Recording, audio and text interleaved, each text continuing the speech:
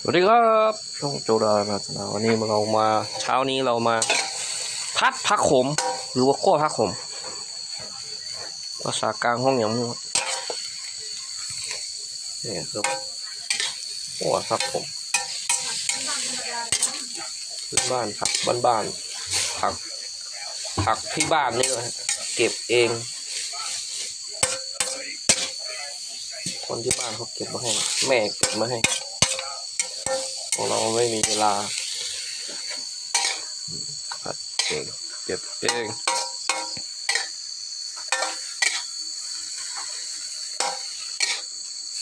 เครื่องปรุงก็ไม่มีอะไรมากมีหอมมีข่าไม่ได้ใส่มีหอมไข่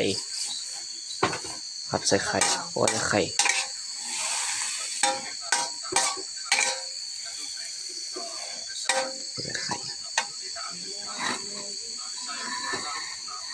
คั่วใส่ไข่ครับคั่วใส่ไข่นะครับทุกคน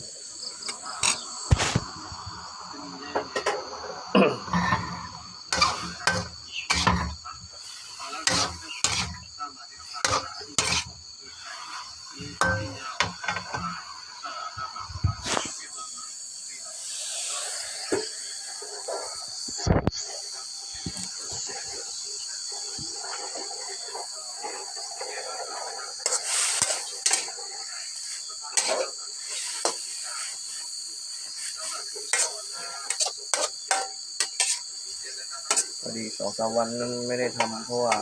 ไม่มีเวลาต้องไปทำงานที่บุกใส่ซอสลงไปเอาแม็กกี้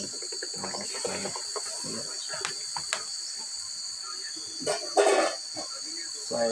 น้ำปลาลงไป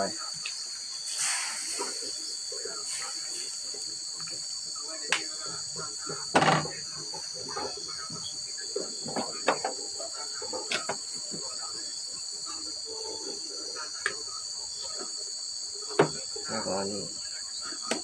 ผงชูรส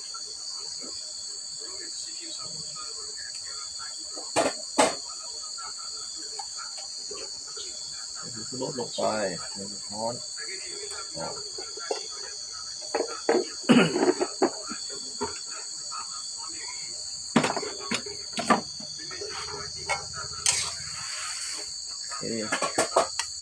คนให้เข้ากัน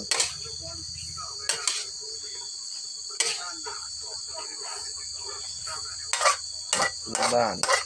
กับภาคเหนือก็จะกินกัน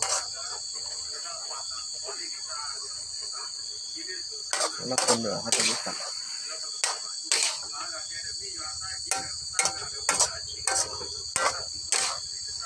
โอเคเสร็จแล้วก็ปิดสวิตช์ไปแล้วเจอกันใหม่คลิปหน้าบ๊ายบาย